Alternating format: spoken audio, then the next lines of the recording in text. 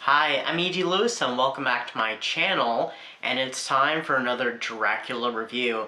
Now this one was not a planned review actually. This one, I didn't think I was going to be making one for this month, but I received an opportunity at the start of October, or a little after. Crowe contacted me on Instagram, and she asked me if I'd be interested in reading this book before it came out, and of course I jumped on it. I loved the first book, Dracula, which is getting a new cover, and I do have that available, which will be up here on the screen, so you get to see both. And so what is the book that I am reviewing? It is Dracula, which by the time this review comes out on the 14th, the book was released yesterday, Friday the 13th. And I finished it actually on the 11th. And yeah, it's a great book. I'm just gonna flat out tell you right now, great book. Do I even need to wait to do the rating? Well, let's do the rating right now. I'm gonna do something a little different. I rated this 4 stars. Excellent, loved it. Actually, no, I rated it 4.5, actually. I rated it 4.5. So, I've been anticipating this book ever since I finished reading Dracula, because it was announced at the back of the book that the next book would be coming out soon, a little over a year later, and it was going to be called Dracula. Well, I've been anticipating it ever since. Like, I wanted to know what was going to happen. Because the last book, it left you with some questions. What's going to happen next? You know, what's happened? You know, I can't tell you without spoiling it. So it was just kind of...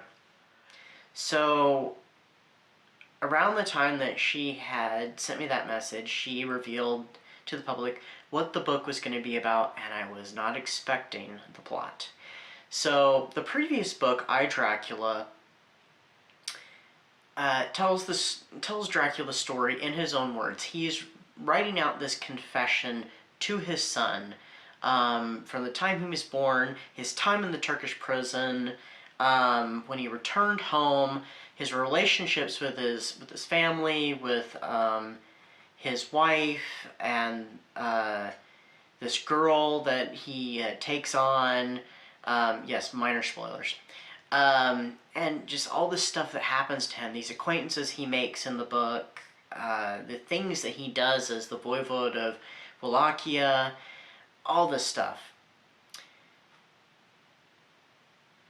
This book takes place during the same time period, during the same time, the same events as the previous book, but it's being told from the perspective of 3 characters.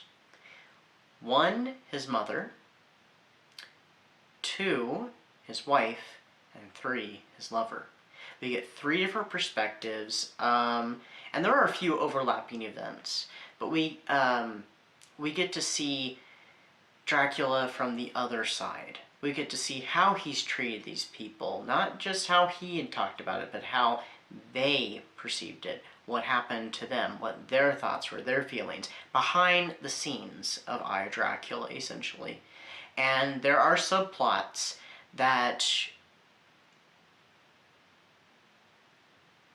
we didn't even know about that was going on in the previous book. And this covers all of it. There were some really interesting quotes, and I wish I had brought my tablet in here and I could read them, because there was one bit that his mother talks about love and forgiveness that really touched me, and there's this one particular quote, and his wife talks about loss, what loss is to her, and I think it gives a really good illustration of loss, because by the time that, you know, during her story, she has lost, all these women have lost so much, and Dracula comes into their lives at such pivotal moments. And it makes you wonder, how might their lives gone if he hadn't? Would they have been better? Would they have been worse? I have some ideas, but I can't tell you what that is. But I do want to pose these questions to you, so you can wonder. And you'll have to check out the book to find out. There were some moments that I honestly had forgotten about because I hadn't read the first book since last year. So there was a few moments I'd forgotten about, and they reminded me, like, oh yeah, that did happen. So it was a nice little refresher, but it doesn't go over the events the same way. It touches upon them briefly because it's running its own agenda. And it was absolutely wonderful. Yeah, we see Dracula. We've seen Dracula from his own side. Now we see Dracula from the other side during his early years. And yeah, it's great.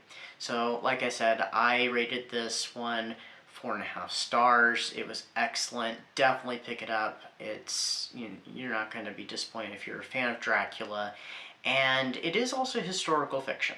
So it does base Dracula around Prince Vlad of Wallachia, and it takes things in some different directions than what you might think. Dracula, both these books, really. I, Dracula, and You, Dracula. So, and there's a little tasty little tidbit. The ending I did not see coming, but so that really made me wonder what's going to happen. But the tasty little tidbit comes after the end of the book, and you're just going to have to get it to find out. Anyway, that is my review. Definitely go out and pick up a copy of You, Dracula. Pick up I, Dracula 2. They're great companion books for each other, and it really makes me wonder what's going to happen next, because between these two books, there's such buildup about what is the next step, what is the next chapter, and I don't know what direction she's going to go in next. I really wonder. I did make a little comment to her about that. It was just like, it really makes me wonder. She's like, it's a mystery.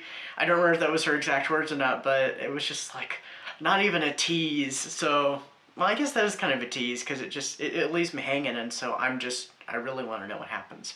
So anyway, go out and get those books. I hope everybody's had a great October. If you're wondering about what's going on here, if you've been keeping up on some of my recent videos, yeah, there's something weird going on with my head. I noticed it one night, and it started giving me, I wore my hat to help cover it up, and now I'm wearing this. I'm hoping it'll help. And it's just something really strange. I mean, I don't know. Oh, it's happening again. Oh, what's happening?